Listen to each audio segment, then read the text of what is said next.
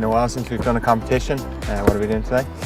Yeah, kicking competition that we do in Connacht. Andy Friend brought it in. Only 4 players have completed it. 2 Australian players, Japanese player and Tom Daly. I haven't yet, so hopefully today will be the first day. So it'll be 5 kicks across the 22 and then 5 kicks in the general area, kind of out to the 40. I'll take one, you hit one, and we'll see how we get on. Sounds easy. Let's go.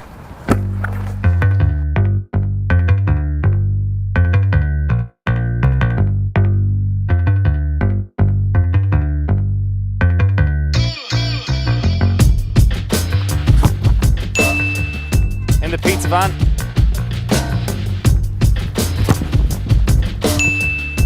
Like riding a bike. One apiece. On to the next one. We missed that. Cut. We go home. Describe yourself in 3 words. I actually, when I get these sort of questions, I find them quite difficult. Yeah. We recently had to do this with Dan Farnham, where you'd say if you had to pick a attribute about you or like that, and to describe yourself, what would the word you used? And I said for me personally would be resilience. So that would be one of them. Probably compassion. I think I can put myself in other people's shoes in the way that they feel. And quite stubborn. If I think I'm right, I generally would throw the toys out of the pram and think I'm correct. So something you kind of have to work on throughout your life. But they're probably the 3 I'd have to come up with now. Yeah, I'd say on that compassion one for you, we were speaking about it yesterday when we were getting ready for this, and we played you in the Rainbow Cup. I kicked 2 balls out in the full, and I think it's like in the 12th to 13th minute, you can see you run from like one side of the pitch across to me, and like in some circumstances other players in their teams would like kind of sledge you or like be like, oh, you're playing shit and stuff, but you were like, as a mate, you were like tap me in the leg and you're like, oh come on, you got this, which was kind of a strange experience. Kind of you never really get that on the pitch. Yeah, I just know what it's like we've all been in that scenario, we've all made mistakes, and I've been in a scenario where I've missed kicks and you have either or you have people rubbing your hair, or I remember Jamie Roberts came up to me and said, don't worry about it, get on with it, and that meant so much to me. So like I said, if I think someone else, and at the end of the day you're my friend more than you are a competitor across the field, so I prefer to do something like that where I know I'd appreciate it. Yeah, you kind of have a lot more respect for players, I think, when they do that to you.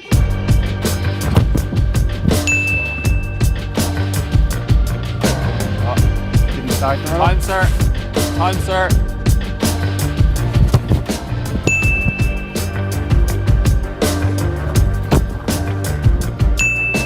Oh, just. Almost got your car as well.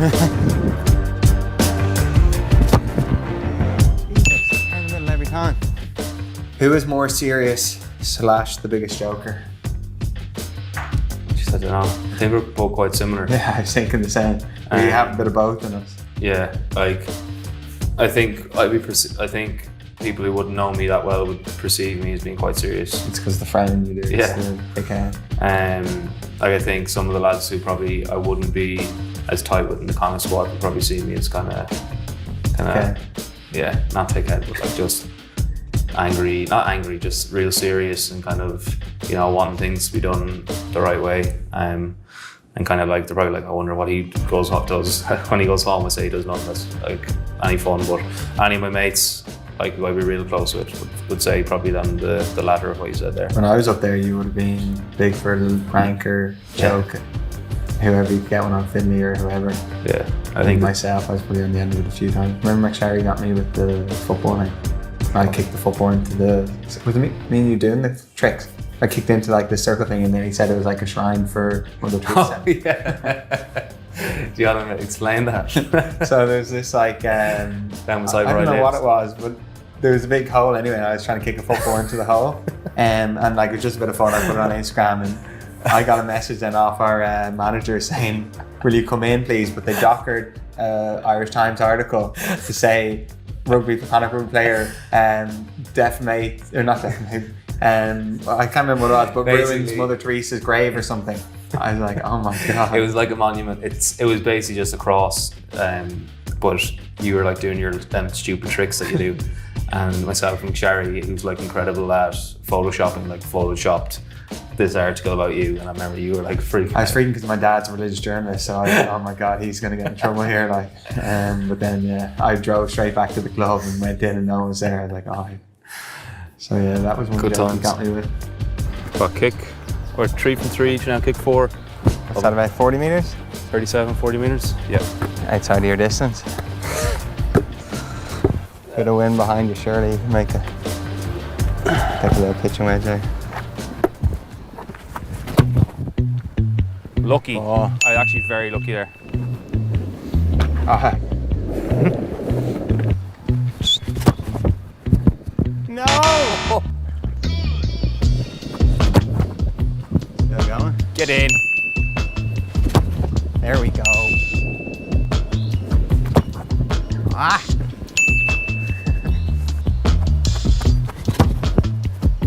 Yeah, I'm going Well, right, is that you're going over or not? left. That's over by a mile. That's in.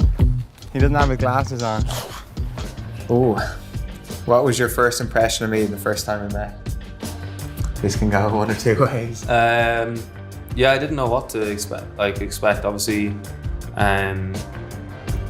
you obviously kind of get an impression of someone before they kind of came down. I suppose from McSherry, who I was living with, he obviously would have spoke quite highly of you. I think what probably speaks volumes for you was just the way that you kind of came into Connacht. It wasn't at the start of the season, it was bang in the middle of the season.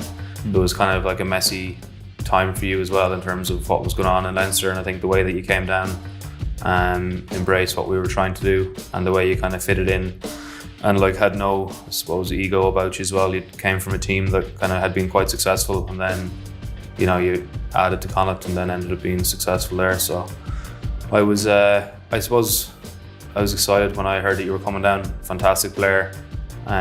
Was excited to probably play with you as well. So it's mad kind of how it grew into a really good friendship now as well, which is something special. Because I was thinking that on my side, I was like, I don't remember, you're not like a Bundy or real outspoken person when I come down.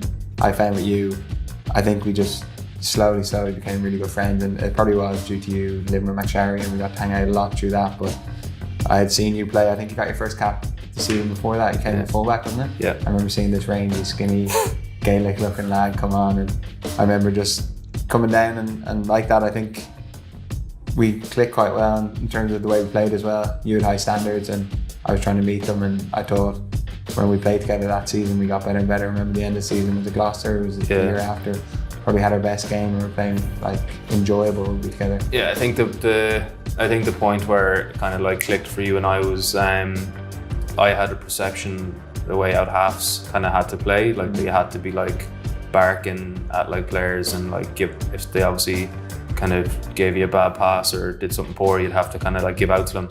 And I remember I'd probably done it for a period of time to you, and then you like came up to me after and was like, this doesn't work for me. Yeah. Like you need to like speak to me more like positively, or speak to me, that sort of communication doesn't work for me and help me improve my game. So I think it was from that point, to have the humility, as you said earlier, to actually listen. Because many times I've said that to halves and they're like, well, this is me, I'm not going to listen to you. Yeah. Whereas I remember you'd always go back to that game, like, okay, sorry, come on, let's get on with it.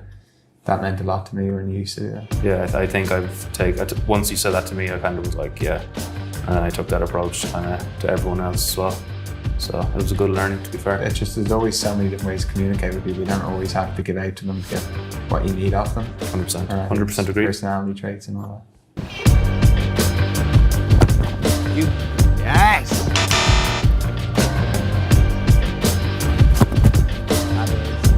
That's wide. That's wide. Oh my God! And you hit my car as well. Oh, I don't know. Oh, you're jammy, you are. How was jammy? Great, easy. If you had a superpower, what would it be? Can't say height. 7'5". I would like to be able to stop time and go back and forward in time. Is that kind of superpower? Yeah. Yeah. Is there? I'd love to just be able to go back to like would you Stone be, Age, Dinosaur Age, go forward to 2000. 500 or whatever. And is it like a thing that you go back and change things that happened in the past, or just to like Possibly. go back and see? I think that's the type of one some go, oh, if you change your life, it wouldn't be the same. It's like, well, there is times in life you could have changed things and done things differently or better. So, what about yourself?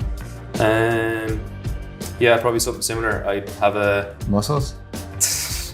No, I have a weird fascination with kind of UFOs and aliens and stuff like that. So I'd like to.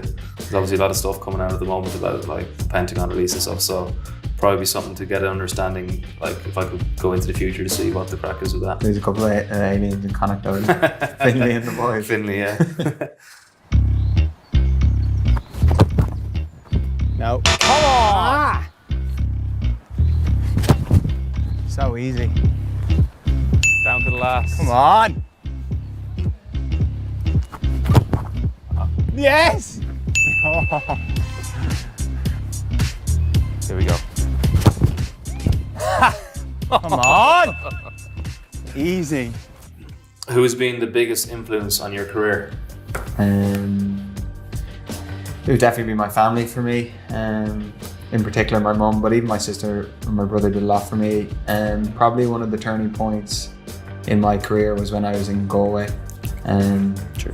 My sister wrote me actually an open letter, and I think it was for my birthday, and within it she included a book, and she was just saying how she thought I had so much more to give, and it was a bit of that, the way I can be perceived can be wrong sometimes, and she knows exactly what I'm like as a human being. And then was urging me kind of to go see somebody about counselling and that type of stuff, and eventually I did, which now when I look back in hindsight, that was probably the catalyst for me to go see somebody and go down that road of understanding myself better. And could just for another human being to care that much about me, to write a letter and send it to me, I just thought it was incredible. Yeah, that's class. Like I know you would have spoken about it before when you were down in Connacht. You've spoken about it like recently, that's kind of that you went and saw someone. I think it's pretty cool that it came from your sister as well. I didn't know that aspect of it. So I still have it back at home, but and then my mum as well did a lot for me growing up, bringing me to games, stuff, going to football games and stuff like that. And she's always optimistic about everything, always saying keep going. So yeah, your mum's a legend. She's that Irish man, the West of Ireland. Yeah. And what about yourself? I suppose outside of sport, my cousin Brian, who passed away, probably would have been the biggest one. He, like, I suppose my kind of career was kind of like pretty inconsistent, a lot of ups and downs. On the year before, I think it was 8 months or probably 8-9 months before I got capped, he unfortunately passed away, and he would have been even if I had played like a horrific match, he would have been like screaming at the TV and calling kind of all the other fellas, like giving out whatever, not giving out, but saying that they're the ones who are doing things wrong. Or so he never had a kind of a bad word to say about me. And then I think we were flying to South Africa to play the Cheetahs, and he was quite sick at this time. And I remember he like walked me to the door, and it was kind of like his way of nearly saying goodbye. And like one of the things he kind of said before that to me was like not to have any regrets, and to like he knew that I had more in me. So I think after he passed, it was definitely something that I kind of took with me. And it probably wasn't for them words that he gave me, I probably wouldn't have got rid of that inconsistency that I would have had for years, and probably the enjoyment element of it as well. I probably didn't enjoy it as much. So so they're probably the things. I remember around that time, and I think that gave you that new perspective of it all, didn't it? How much you appreciate it then. As we said, when you were a little bit younger, you probably put yourself under a lot more pressure. I think after that, you just started playing with this freedom that you understood how fickle life can be. And watching you, I remember when you scored the chip over the top against Leinster and stuff like that, it was just a breath of fresh air to see you expressing yourself. And I'd say maybe that was partly to do with that and kind of letting the reins go. Yeah, I think so. It's only kind of a game at the end of the day, isn't it? Yeah. This is sudden death. Sudden death. It's missed. Is it? Come on! Oh my God. That is so jammy. That's short. That's I like Coons. Go with came that. out the wrong side at the end.